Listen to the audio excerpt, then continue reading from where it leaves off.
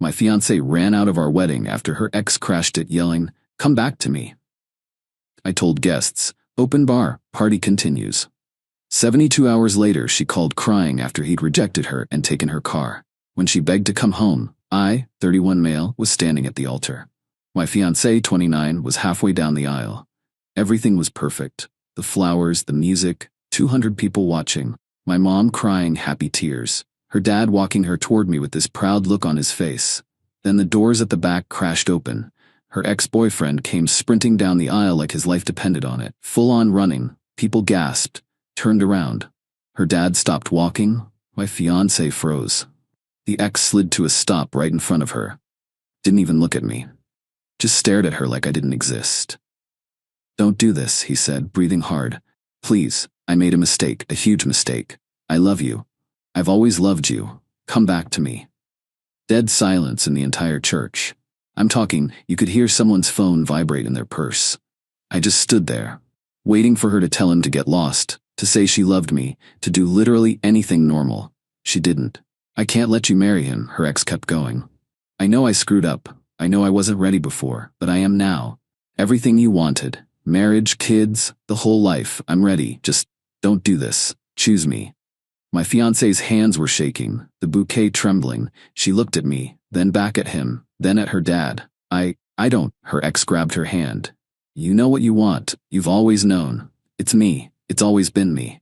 And she just crumbled, like everything we'd built together meant nothing. She looked at her dad. "I'm sorry." Barely a whisper.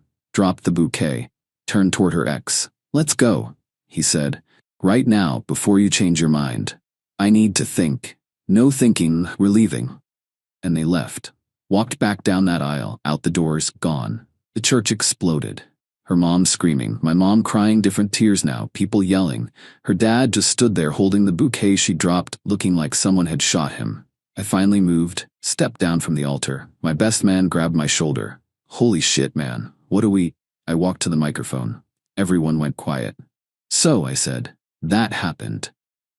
Nervous laughter rippled through the crowd. "Here's the thing. I paid for a venue, an open bar, a band, really good food, and it's all non-refundable." Paused, looked around. "So screw it. We're having a party anyway. Reception venues ready, bars open, let's go celebrate. I don't know. My freedom." More laughter, real this time. My best man started clapping, then my brother, then more people. The whole church started clapping and cheering. Her family looked horrified.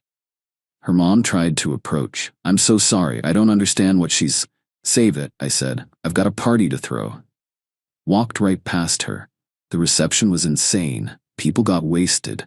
The band played every high-energy song they knew. My cousins did shots. My uncle gave a toast about dodging bullets. Someone started a limbo contest. I ate my half of the wedding cake. Drank good whiskey. Danced with my mom to what was supposed to be our mother-son dance. "You okay, baby?" she asked. Honestly, yeah, I'm good. And I was. Weirdly, genuinely good. Around midnight, still at the reception, my phone buzzed. Text from her. "I'm so sorry. I don't know what happened. Can we talk?"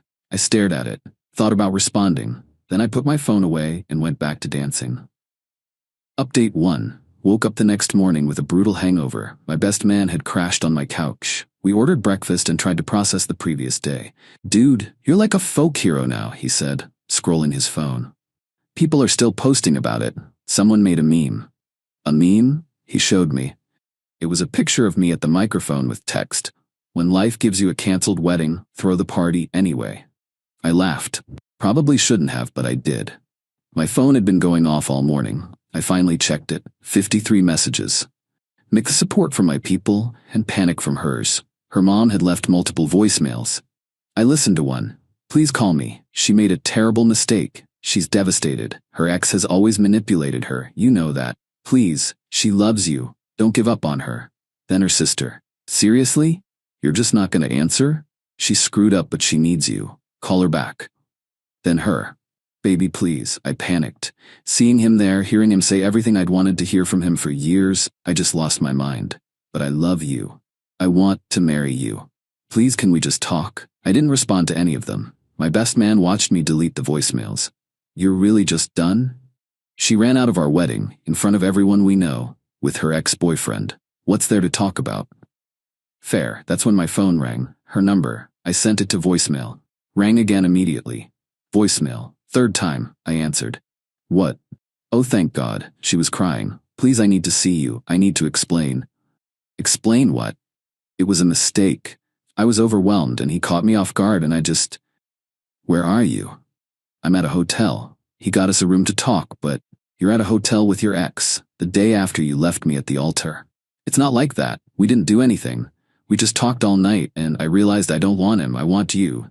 Cool story. Don't do this. Don't be cold. I know I hurt you, but you didn't hurt me. You humiliated me. There's a difference. I'm sorry. I'm so sorry. I'll do anything. Where's your car? Pause. What? Your car. Where is it? He drove us here. In his car. So where's yours? At the venue still, I think. Or maybe he moved it. I don't know. Why does that matter? Just curious. So you're stranded. Kind of. My phone's dying. I left my purse at the church. I don't have money for an Uber and he's not answering his door. I think he left. I almost laughed, actually had to bite my lip to stop. So let me make sure I understand. You ditched me at our wedding to be with your ex, who then ditched you at a hotel, and now you're calling me to come rescue you. I know how it sounds. It sounds exactly as pathetic as it is. Please, can you please just come get me? Then we can talk about everything. I just need to get home. Home? You mean the apartment you were supposed to move out of? The one I've already started packing up because we were supposed to move into our house? Silence. The house, I continued. The one I bought. The 3-bedroom one I've been renovating for months as a surprise. The one that's in my name only because I bought it before I proposed. That house. I forgot about that. Yeah, you forgot a lot of things. Like your commitment, your vows, your dignity. You're being mean. I'm being honest. Where am I supposed to go? Your parents' house, your sister's place, the hotel room your ex rented. Literally anywhere that's not my problem. I can't believe you're doing this. I can't believe you're surprised. I made one mistake, and it was a big one. Deal with it. Hung up. Blocked her number. My best man was staring at me. Savage. Too much? Nah, she earned it. Over the next few days, the messages kept coming through other people. Her friends, her sister, her mom, all the same basic message with different wording. She's sorry. She made a mistake. She needs your help. Please talk to her. I ignored all of them. Then, her dad called. I actually liked her dad. Solid guy, I answered. I'm not calling to defend her, he said right away. What she did was inexcusable. I'm mortified. Okay, but people are asking about the wedding gifts and the deposits on everything. We need to sort out the practical stuff. He was right. Gifts from your family, keep them or return them. I don't care. Mine go back to my people. Deposits in my name stay with me. Anything in her name is her problem. That's fair. And the house? What about it? She's gonna need somewhere to stay. She can't live with us long term. Not my problem. The house is mine. She's not on the deed. She's never even seen it finished. I understand. Just thought I'd ask. She can figure it out. She's an adult who made an adult decision. He sighed. You're right. She made her bed. I'm sorry. You're a good man. She's a fool. Thanks. After we hung up, I sat there thinking about the house. The place I'd spent months fixing up. New kitchen, refinished floors, fresh paint, the master bedroom I'd imagined us sharing. Well, guess it was all mine now. Silver lining. Update 2. About a week later, her mom showed up at my office. Security called. There's a woman in the lobby asking for you. Says she's your ex-fiancée's mother. Tell her I'm in a meeting. She says she'll wait. Of course she would. I went down. She was sitting in one of the lobby chairs, purse in her lap, looking determined. We need to talk, she said when she saw me. No, we don't. Yes, we do. You need to forgive her. I actually laughed. I need to? She's staying with us, sleeping in her childhood bedroom. She cries all day. You're destroying her. She destroyed herself. Her ex manipulated her. He's always been toxic. He convinced her to sign over her car to him. Wait, what? Her car. He said if they were going to make it work, they needed to share assets. So she signed the title over to him. Then he disappeared with it. I should have felt bad, should have felt something. I didn't. That sucks for her. Her mom's eyes went wide. That's all you have to say? What do you want me to say? She's an adult. She made choices. Now she's living with consequences. You could help her. Why would I? Because you loved her. Loved. Past tense, she killed that when she walked down the aisle, away from me. This is cruel. She made one mistake, one massive, public, humiliating mistake, in front of 200 people at our wedding. So you're gonna punish her forever? I'm not punishing anyone, I'm just not saving her. Big difference. Her mom stood up, got in my face. She needs you. Don't you understand that? She needed me at the altar. She chose differently. Please, just talk to her. Hear her out. You two can work through this. No. Why not? Because I don't want to. Because she made her choice. Because I'm done. You're being childish.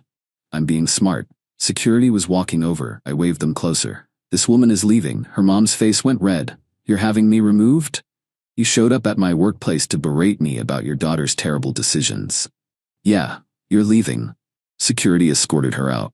She was yelling the whole way about how heartless I was, how her daughter deserved better, how I'd regret this someday.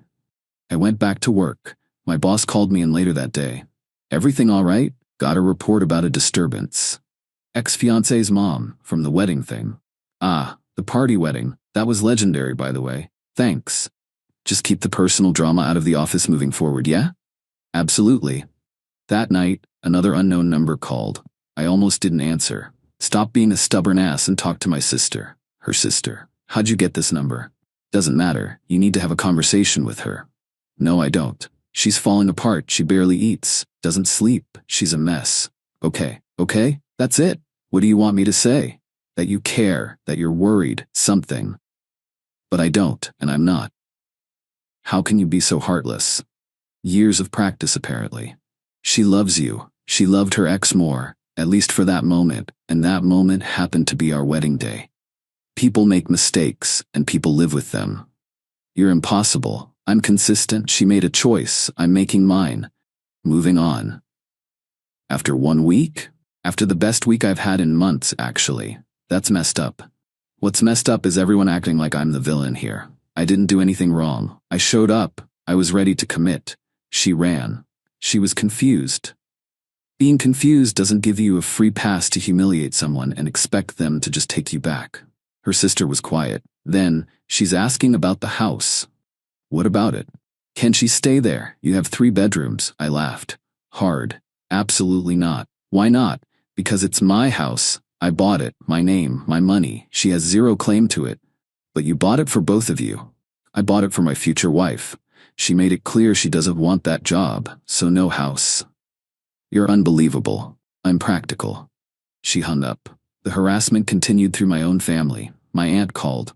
Her mother contacted me through Facebook. Great. She wants me to talk sense into you.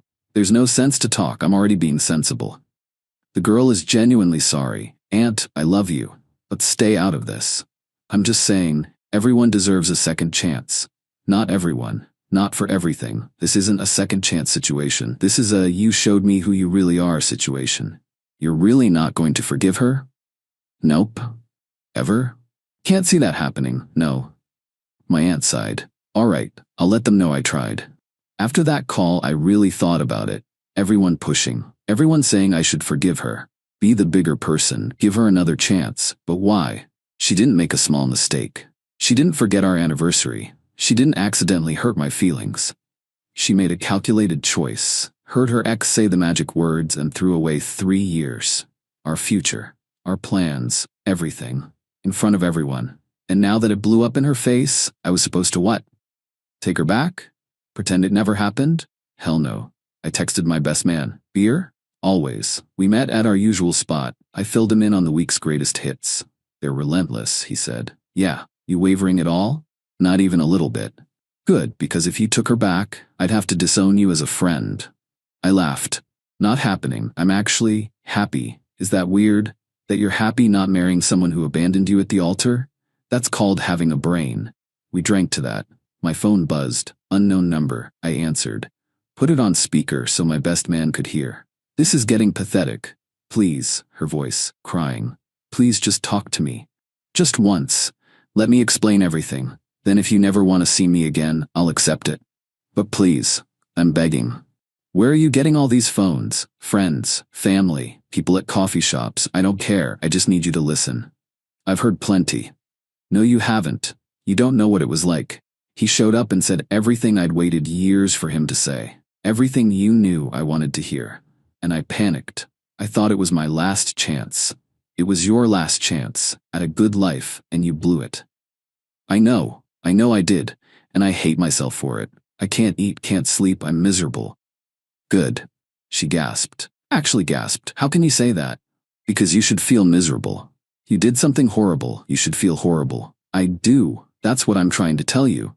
Great, feel bad, learn from it, move on, like I am. You're really not gonna forgive me? Ever? Can't imagine any universe where that happens. What if I could prove I love you? What if I could show you it was just temporary insanity? Doesn't matter, the damage is done, permanently. So 3 years, just gone, like that.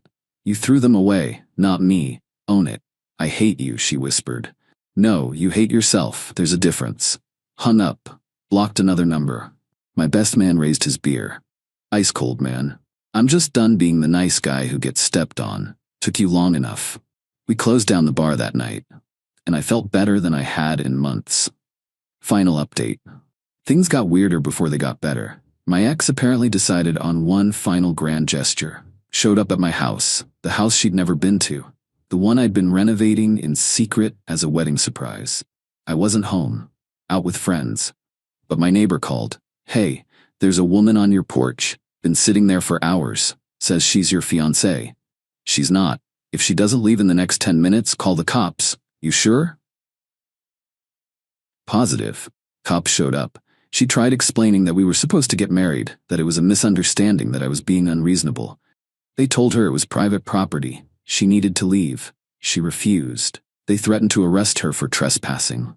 She finally left, but not before taping a note to my door. I found it when I got home. 5 pages, front and back. All about her regrets, how sorry she was, how she'd spend the rest of her life making it up to me, how she'd do anything for another chance. I read it all, every word, then threw it in the trash, didn't respond, didn't acknowledge it, just tossed it and went to bed. A week later, some mutual friends tried an intervention. Invited me to what I thought was a normal hangout. Showed up and there were like 10 people sitting in a circle, looking at me with pity. What's this? Her best friend stood up. We're here because we care about you both, and we think you need to hear her side. My ex was in the corner. Red eyes, looking miserable. I looked around the room. Did she tell you what happened? Yes, and we understand you're hurt. Did she tell you she ran out of our wedding? At the altar, to be with her ex-boyfriend, in front of 200 people? Uncomfortable silence. Did she mention that part? No one said anything. And you're all here to tell me I should forgive that, because she's sad? One of my friends cleared his throat. We just think maybe you should talk to her, that's all. I'm good. I headed for the door. She jumped up. Wait, please, just 5 minutes. No. Why not? Because I don't owe you anything. But I love you. You loved him more, you proved that. That's not fair. Fair? You want to talk about fair? How fair was it to make me stand at an altar while you ran off with another man? I made a mistake. Yeah, a permanent one. I walked out, lost a few friends that day. Didn't care. If they couldn't see how messed up her actions were, they weren't real friends. The harassment finally stopped after her dad called me one more time. I told her she needs to stop, he said. This has gone too far. I'm ashamed of her. Thanks, she's moving away. New job, new city, fresh start. Good for her. She wanted me to tell you she's sorry. One last time. Okay, that's all? What else is there? You're handling this well. I don't have a choice. Be bitter or move forward. I'm choosing forward. Smart. I really am sorry about everything. Me too. But honestly, I'm also grateful. Grateful? Better to find out who she really is now than after marriage, after kids, after our lives were completely tangled. That's a healthy way to see it. It's the only way. After that, things finally went quiet. No more messages, no more ambushes, no more 5-page letters, just silence. I finished the house, moved in, got a dog, a rescue lab mix who's way more loyal than my ex ever was. Started dating again after a few months, and I'm good. Actually, genuinely good. The wedding that wasn't ended up being the best thing that could have happened. I didn't marry someone who couldn't commit. Someone who'd always wonder, someone who'd bail when things got real. People still talk about it. That wedding where the bride ran off and the groom threw a party anyway. Yeah, That was me. And I'd do it exactly the same. Heard through mutual friends that my ex is struggling in her new city. Job's okay, but not great. Living in a tiny apartment. Still single, still miserable about everything. Her ex, the one she left me for, posted on social media that he's engaged. To someone else. She saw it. Apparently she lost it completely. Karma's real. As for me, I've been seeing someone for a few months now. She's incredible, smart, funny, knows what she wants, and she thinks the whole wedding story is hilarious. You turned a disaster into a party, she said when I told her. That's the most attractive thing I've ever heard. We're taking it slow, no rush. But she already told me, if we ever get married, I'm not running anywhere. You're stuck with me. Good, I said, because I'm not planning another impromptu party. She laughed, and I realized something. I actually believe in relationships again. Just not with the person I thought I would. Sometimes the best revenge isn't some elaborate plan. It's just living well, moving on, being happy. My ex wanted me to chase her, to fight for her, to prove my love by taking her back after she humiliated me. I did none of that. I let her live with her choices. Let her see what life was like without me. Let her understand exactly what she threw away. And I moved on to someone who actually values me. That's the real victory. Not that she's unhappy, but that I'm genuinely happy. She's just gone. Living her consequences. Exactly where she chose to be when she ran down that aisle.